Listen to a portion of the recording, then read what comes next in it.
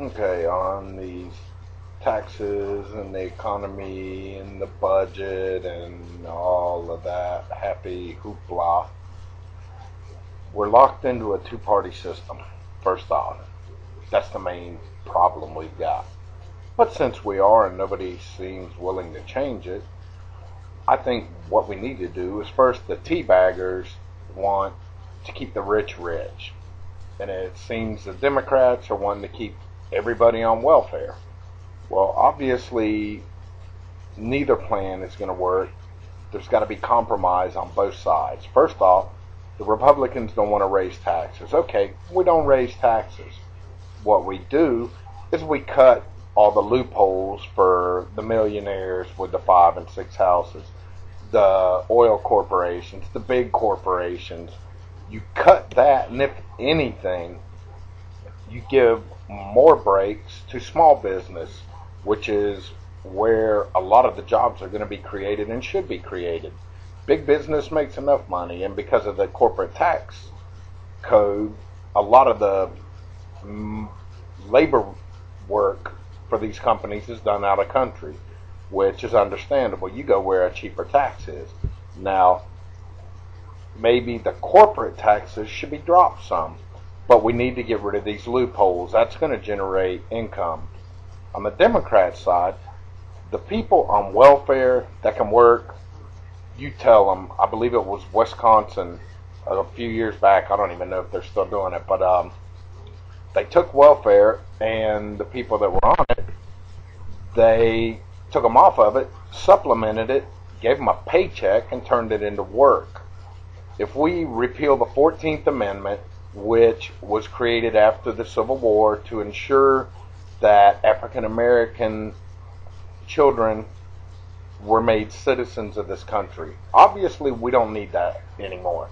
That is the loophole that allows foreign children to be born here and made citizens.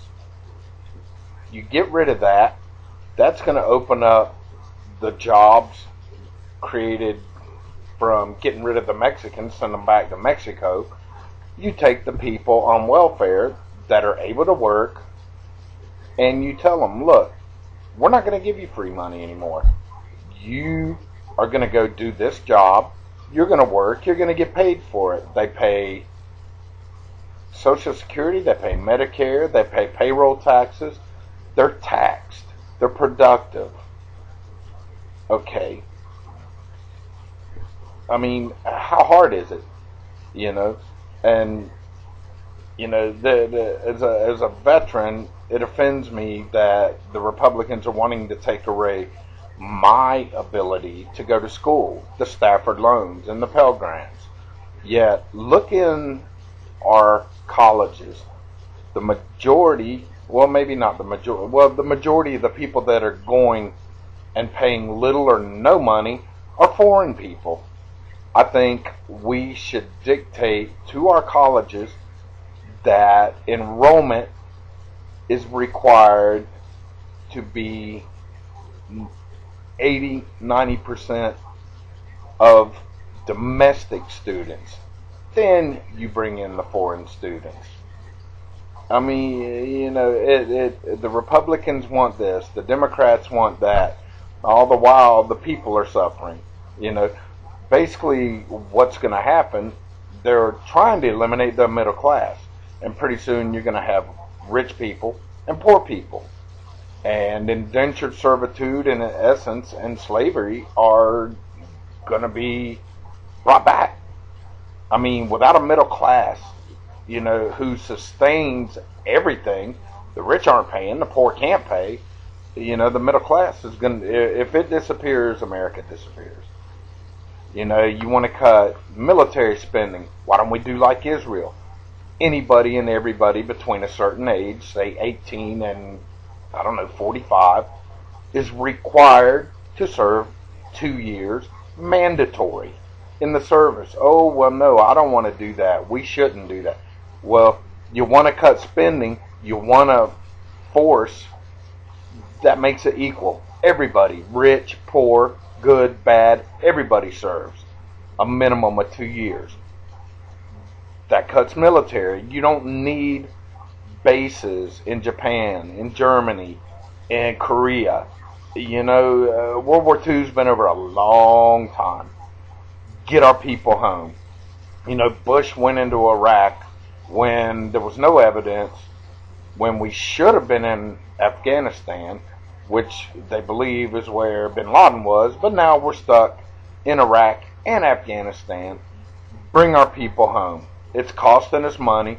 Bush said, oh, well, the oil in Iraq will pay for, the troops and all the expenditure.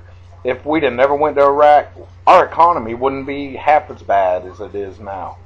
So until the Republicans and the Democrats can get off their asses and make compromises, not everybody's going to get what they want. Yeah, we need to cut spending, but we don't need to cut it in programs that help people, actually help people. Corporations, a lot of the major ones with a tax break, they don't need help. I mean, what was it, a couple years ago, one of the oil companies posted 35, 40 billion dollars in quarterly profits. Come on, man. But that's my opinion as a veteran. I used to be a Democrat. Now, when I register, I'm going to be independent, because the Democrats are wanting to give everything away, and the Republicans are wanting to keep the rich rich. Until there's a compromise, we're screwed. Oh, and another thing, I think it should be, they want a constitutional amendment. Why not make one banning lobbyists who don't have the American people's interests at heart? They've got the companies or the organizations they represent's interests at heart. You get rid of lobbyists, no more dinners for congressmen, no more, jets, no more golf meetings. You get rid of them. And Congress, no more pay raises. They've got no more free health care. You want health care? You pay like everybody else. And we should limit Congress terms to 2 years. Career politicians, no good. We need an infusion of new blood into Washington. Help put people that know nothing about politics in there.